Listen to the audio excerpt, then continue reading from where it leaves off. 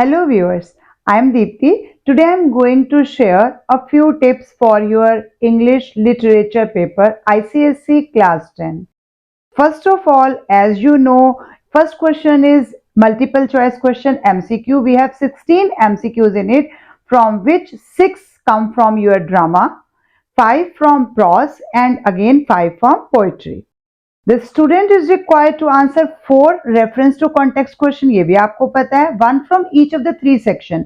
यानी एक क्वेश्चन आपने तीनों सेक्शंस में से करना है और बचा हुआ एक फोर्थ क्वेश्चन आप किसी भी सेक्शन से कर सकते हैं. तो ये आपका 80 मार्क्स के पेपर का सम अप है.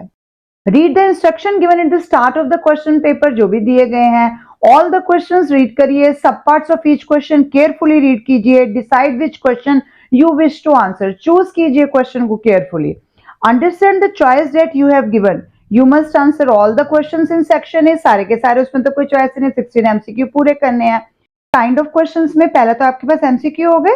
नेक्स्ट आके कंस्ट्रक्टेड रिस्पॉन्स क्वेश्चन जिनको CFQs कहते हैं, जो रेफरेंस टू द कॉन्टेक्स्ट होंगे वो करने हैं आपने. और लेटेस्ट के हिसाब से कि increasing the percentage of competency focused question ज्यादा आने वाले हैं, तो आप उसी हिसाब से प्रिपेयर करेंगे. Questions in the written examination can be classified as किस टाइप के questions होते हैं? Factual, application based, analytical questions, evaluative question और creative question.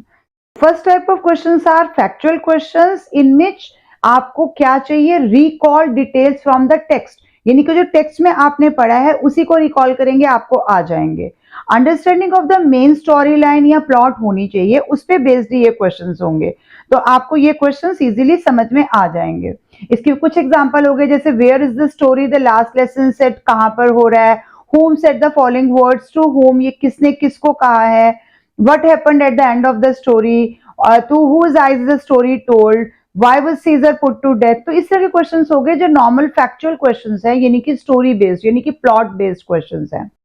एमसीक्यूज जो टेस्ट होते हैं आपके ज्यादातर वो एप्लीकेशन बेस्ड होते हैं, जैसे वी ब्रीथ ब्रीफली, तो how they clang and clash and roar, I chatter over stony ways. तो इस तरह के unfamiliar context to test real learning पे होते हैं, जिसमें हम जो ज्यादा फेमस कॉन्टेक्स्ट नहीं है उनको भी उठा सकते हैं.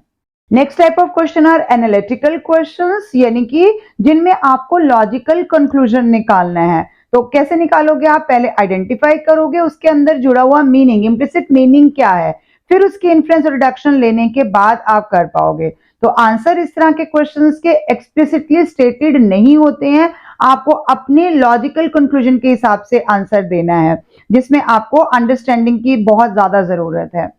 Demonstrate understanding, analyse, express opinion, उसके बाद इस तरह के क्वेश्चंस को आप कर पाओगे. इसमें एक और चीज है, एनालाइज करो कि मूड क्या है, सेटिंग क्या है, कैरेक्टर्स कौन से हैं, स्टाइल, स्ट्रक्चर या सिग्निफिकेंट एस्पेक्ट्स कौन से हैं, उसके बाद अपनी ओपिनियन को एक्सप्रेस करो. What words would you use to describe Cassius' mood when Brutus accuses him of taking bribes? तो यहां पर अपने तरह से एनालिटिकल क्वेश्चन का आंसर देने की कोशिश करो कि आपको क्या लगा कि कैसियस का मूड उस समय कैसा होगा जब ब्रूटस ने उस पर यह इल्जाम लगाया था कि तुम तो ब्राइब लेते हो. What is the mood in the classroom at the end of the last French lesson in the Daudets? में जब लास्ट लेसन दिया गया फ्रेंच का, तो कैसा मूड रहा होगा.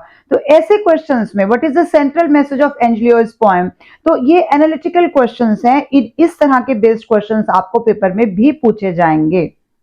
फिर आते हैं इवेल्युएटिव क्वेश्चंस, जिसमें आपको पर्सनल रिस्पॉन्स देना है अपनी ओपिनियन पे बेस्ड क्वेश्चंस की तरह. जैसे आपको प्रॉपर मूड पता चल गया, सेटिंग, कैरेक्टर, तो उसके बाद प्रेफरेंस विद जस्टिफिकेशन, आप किस आंसर को प्रेफर कर रहे हो और आप उसको कैसे जस्टिफाई कर रहे हो, these are the major things. तो वो आपको करने हैं. जैसे are you happy with the way the poem the globe and the lions and, give reason for your answer. या ओपन एंडिंग जिन भी चैप्टर्स में हुई है उससे रिलेटेड पूछ सकते हैं कि are you happy with the ending. तो इस तरह की इवेल्युएटिव क्वेश्चन है जिसमें आपको अपना आंसर देना है जस्टिफिकेशन के साथ. नेक्स्ट आ गए हमारे पास रीजनिंग टाइप क्वेश्चन, जिसमें 2 स्टेटमेंट्स भी दी हो सकती हैं और उन 2 स्टेटमेंट्स में क्या रिलेशन है कि second is the correct explanation, not the correct explanation, one is true and other is false. इस तरह के क्वेश्चंस हो जाएंगे. जैसे हम एक चैप्टर के बारे में बात करें तो victims of the Hiroshima bombing walked with their arms outstretched, तो स्टेटमेंट 1 हो गई. Statement 2, friction of their Burns cause them intense pen. तो ये दोनों स्टेटमेंट एक दूसरे से क्या हैं, कॉन्ट्राडिक्टी है, रिलेटेड है, एक्सप्लेनेशन है, नहीं है, तो ये देना है आपने। इसके अलावा metaphor of A bonsai tree in her poem a work of artifice अगर आपने पढ़ा तो PSC explores the idea that, तो क्या आ रहा है, तो यहाँ पर एमसीक्यू में हम टेस्ट कर रहे हैं core rather than peripheral learning. सिर्फ लाइन का मीनिंग नहीं है, पोएट्री में हमेशा लाइन का डीप मीनिंग होता है। Women need to be cherished and protected, इस तरह से ले सकते हैं। Women are weak and domestic by nature, the freedom and growth of women is deliberately stifled by a loving society. तो यहाँ पर वर्क ऑफ आर्टिफाइस में बॉन्साई ट्री किसके लिए मेटाफर मतलब लिया गया है, किसको डिपिक्ट कर रहा है। और लास्ट है bonsai is better of in A small attractive pot. तो आप सोचो इसमें से कि ये क्या इसका मीनिंग डिपिक्ट हो रहा है, तो यहाँ पर इस तरह के क्वेश्चंस भी आएंगे। इसके अलावा main suggestions from my side are read the text over and over again, बार बार चैप्टर्स को रीड करो, हर बार हमें डिटेल्स में कोई और नई डिटेल ऐड हो जाती है। Explore and analyse the pieces, उनको आपस में जोड़ने अलग करने की कोशिश करो। नेक्स्ट क्वेश्चन जो हमारे पास आते हैं वो क्रोनोलॉजिकल ऑर्डर के भी आ रहे हैं, तो उसके लिए आपको कैसे पता चलेगा एक के बाद कौन सा इवेंट हुआ, फिर उसके बाद कौन सा इवेंट हुआ, किस सीक्वेंस में है, तो क्रोनोलॉजिकल ऑर्डर भी हमारे लिए बहुत ज्यादा मेन है। Thorough understanding of the meanings of the word and phrases in the text and able to explain them, meaning word meaning आनी है, किस तरह से उनको हम लिटरली क्या मीनिंग लेते हैं, मेटामॉर्फिकली क्या मीनिंग ले सकते हैं, या हमारे कॉन्टेक्स्ट के अकॉर्डिंगली उनका क्या मीनिंग है। तो जैसे ड्रामा के लिए पर्टिकुलरली ये चीज बहुत इंपॉर्टेंट है कि आप उनको किस तरह से मीनिंग्स को इंटरप्रेट कर रहे हो। प्रॉस के केस में be careful and detail study of the short stories and passages आपको करनी है। Aware of the background of the writer आपको पता होना चाहिए, and setting and context in which short story या पीस लिखा गया, वो सेटिंग क्या है, क्यों लिखा गया है।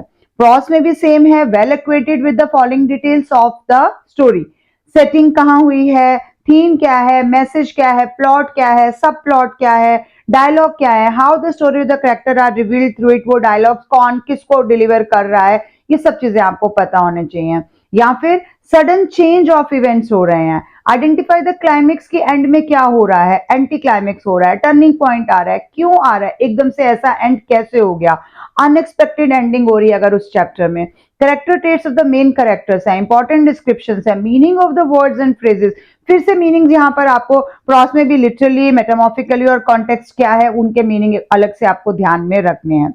Now I am coming to the poetry. तो पोइट्री में भी मेन क्या हो गया, आपको पहले पता होना चाहिए फेमिलियर किससे होना है, सेटिंग क्या है, थीम क्या है, करेक्टर्स क्या है अगर कोई करेक्टर्स है उसके अंदर, मूड दैट इट एक्सप्रेसेस क्या कर रहा है, tone and how it is conveyed, या फिर सिंबल अगर कोई यूज हुए हैं तो किस तरह के सिंबल यूज हुए हैं, इंपॉर्टेंट इमेजेस कैसी हैं, फिगर ऑफ स्पीच, इससे रिलेटेड एक क्वेश्चन तो जरूर आता है पैराग्राफ में, फिगर ऑफ स्पीच क्या है, सिमिली है, मेटाफर है, हाइपरबोला है, पर्सोनिफिकेशन है, एलिट्रेशन है, ओनोमेटोपिया है, क्या है। इसके अलावा वर्ड मीनिंग्स जो भी आए हैं उनका लिटरल, मेटामॉर्फिकल और कॉन्टेक्स्ट के रिलेशन में क्या है। जैसे टोन है, is how the author decide to present his or her work, the author's attitude towards his work, तो डिस्क्राइब कैसे करोगे अपनी टोन, तो क्या टोन है, अम्यूज्ड है, प्लेफुल है, ग्रिम है, सैड है, ह्यूमरस है, चीयरफुल है, सिनिस्टर, टेंस, एंग्री, ग्लूमी, तो ऐसे अच्छे से अच्छे वर्ड्स निकालिए। आयरॉनिक है, कैजुअल है, मैटर ऑफ फैक्ट है, सरकास्टिक है, पेसिमिस्टिक है, किस तरह से आई हुई है। फिर उस मूड को डिस्क्राइब करो, पहले टोन को फिर मूड को डिस्क्राइब करो, हैप्पी है, lonely, grateful, tense, romantic, amused, melancholy, उदास है, frustrated, frighten, joyful, expectant, anxious, annoyed, excited, इस तरह के वर्ड्स पे अपना होल्ड बनाओ कि हमें ये वर्ड्स लिखने हैं। Studying out of notes and summaries is not sufficient, ये मैं आपको पहले ही बोल चुकी हूँ, आपको अपने आप ही टेक्स्ट को स्टडी करना है और बार बार करना है, तभी आप कर पाएंगे। Question paper is set to find out what you know, not to trick और ट्रैप यू, पर आपको नो मतलब पता तो तभी होगा जब आप उसके अंदर डिटेल में जाएंगे। Read the question carefully, answer it in your mind first, review all the possible answer. कहीं ऐसा ना हो कि आप इस पार्ट के लिए जो आंसर सोच रहे हो वो अगले पार्ट में और भी ज्यादा अप्रोप्रिएटली यूज होना है, तो पहले सारे क्वेश्चन जो उसी पैराग्राफ से रिलेटेड है उनको पढ़ो, फिर माइंड में पहले आंसर को प्रिपेयर करो कि मुझे ये आंसर इसके साथ देना है। Answer it in your mind first, review all the possible answer and use the process of elimination. अगर एमसीक्यू कर रहे हो तो एलिमिनेशन की प्रोसेस यूज करो। Look for an answer that fully addresses the question, select the best answer. Do not leave any questions unanswered. Look for contextual clues. They will help you understand the context of the question. Do not write anything on the question paper. आपने नहीं लिखना है. Make sure that your presentation is neat and your handwriting legible होनी चाहिए, पढ़ने के लायक होनी चाहिए. Begin the answer to each question on a fresh page पे start कीजिए. Number your answers correctly, keeping carefully to the numbering system used in the question paper. ऐसे नहीं कि मेरा क्वेश्चन नंबर 3 है तो I can write question number 3. If it is written question number 4 in the question paper, you have to write 4 here also. बहुत simple points हैं, but please keep them in your mind. Answer to the point. Write your answer only after you have read and understood each question and what it requires of you in response. Do not ramble. Do not be vague. कुछ भी लिखते जा रहे हैं कि मुझे number of words increase करने हैं. No. All parts of a reference to context question must be answered together. If you don't know the answer to a sub question, you may leave some space in your answer sheet and return to the answer it later. Remember, two or more subparts of the same question cannot have the same answer. तो आपको मैंने बताया कि choose कीजिए कि कौन सी line किसमें appropriately आए बिना आंसर फ्रेम नहीं होगा. Do not be afraid to give your own views or opinions when asked. अगर पूछा गया है in your opinion तो आपको अपनी देनी है, जैसा लग रहा है लिखिए. Be sure to justify them with textual reference के हिसाब से कि मुझे ये एंडिंग अच्छी नहीं लगी या लगी, क्यों लगी, पूरा दीजिए. Accuracy and attention to detail is important और spellings भी ठीक होने चाहिए. When you have finished writing all the answer, take time to recheck your answer to ensure that you have not left any subpart unanswered and that your answers are appropriate to the given questions. ये दो चीजें आपको last में जरूर check करनी है. With this, I conclude my today's video. Thank you for watching till the end. Keep watching, sharing, and subscribe to my channel. Thank you.